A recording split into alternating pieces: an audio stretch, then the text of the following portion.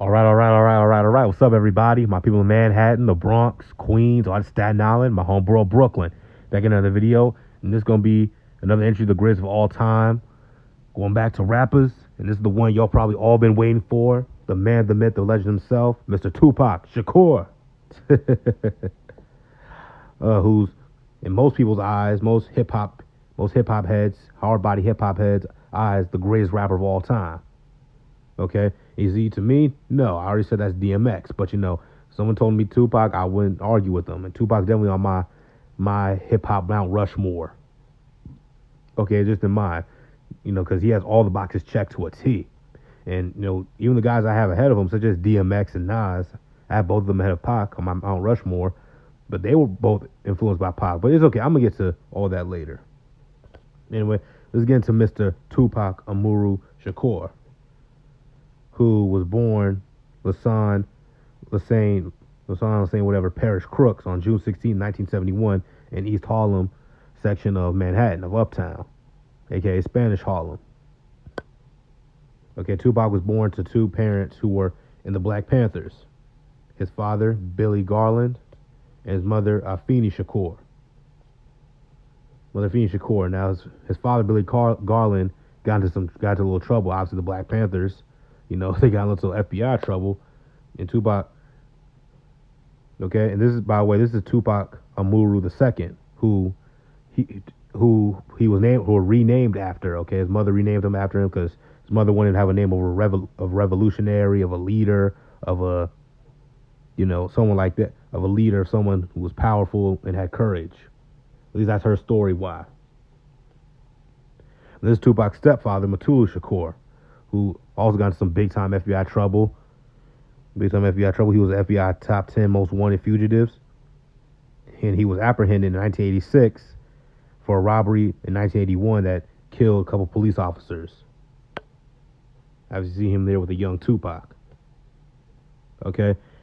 In 1984, Tupac and his family moved to Baltimore, Maryland. Welcome to Baltimore, duck motherfucker. Yeah. To all the people from Baltimore who watch this video or subscribe to my channel, I'm sorry, man. I'm sorry. I didn't mean to paint y'all city in negative light. I know that's some real shit. I mean, I grew up in New York City. Trust me, I know crime is a real problem. But when I saw this shit, I couldn't resist. Welcome to Baltimore, duck motherfucker. Bodymore Murderland. I'm just playing. Obviously, Baltimore is a very nice. Well, I can't say that for facts. I've never been there, but it seems to be a very nice city. Okay, so I'm sorry, but when I saw that, I just couldn't resist. Anyway, they moved there in 1984. He attended the 8th grade at Roland Park Middle School. Then he went to Paul Laurence Dunbar High School and then transferred to the Baltimore School of Arts, where he studied acting, poetry, jazz, and ballet. He participated in many Shakespeare plays. He had a role in the Nutcracker Ballet. And, of course, at Baltimore Arts High School, he befriended Miss Jada Pinkett. Obviously, see there Pac giving her a kiss on the cheek. In 1988, Pac moved to Marin City, a small impoverished community in Oakland, California. Okay.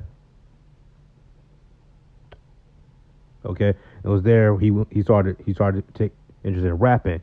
Okay, he wanted the name MC New York.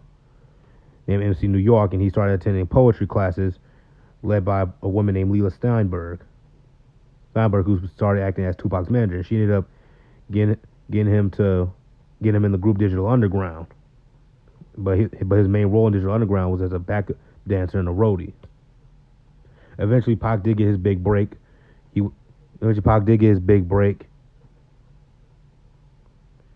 Beginning in 1991 when he released the legendary classic album Tupacalypse Now. Okay, which is an all-time great hip-hop album, which is a hip-hop classic in my eyes. In my eyes, it is. Others may not feel that way. It's just in my opinion. And, of course, it had the legendary single, Brenda's Got a Baby, and kind of the first big hit of Pac's career, And so his social conscious side. This is before Pac went all thug and gangster shit. It was about the conscious street rap shit and, stuff like that. Of course, this is the vice president. His name, I believe, is Dan Coyle. I'm sorry if I'm mispronouncing his name, but he criticized the album Tupacalypse Now. He criticized it heavily, saying violence against police officers, killing police officers, and shit like that.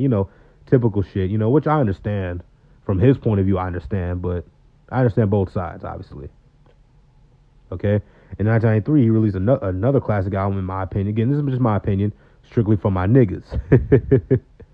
It had commercial and critical success, more than obviously the first one, Tupacalypse Now. It debuted at number 24 in the Billboard Hot 200, and it had guest features from established superstar rappers Ice-T and Ice Cube on it. And a lot of people don't know that shit. And of course, it was the same controversy. They thought Pac was promoting, killing police officers and terroristic ideologies and bullshit like that. Of course, this album had one of the legendary Pac songs, "Keep Your Head Up." Please don't cry, dry your eyes, never let up. Forgive but don't forget, girl, keep your head up.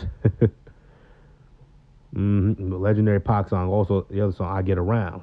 You see, Tupac, I guess it was his version of Juicy. Remember the video for Juicy? Biggie was chilling with everybody in Brooklyn. Spread love, it's the Brooklyn way. They had that beach party, they had that pool party. I guess it was Pac's version, "I Get Around." And this was his first album to be certified platinum, which sold millions of copies worldwide.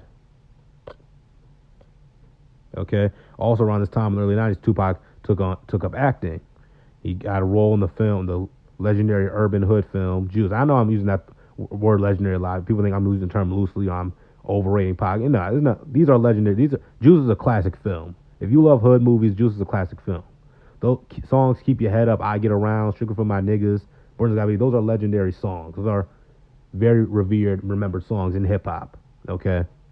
I'm not the Migos. I'm not like the culture. The culture crap. Nobody knows that bullshit. Okay, it's not real culture. But back to this. This is Juice. This is, in my opinion, his favorite.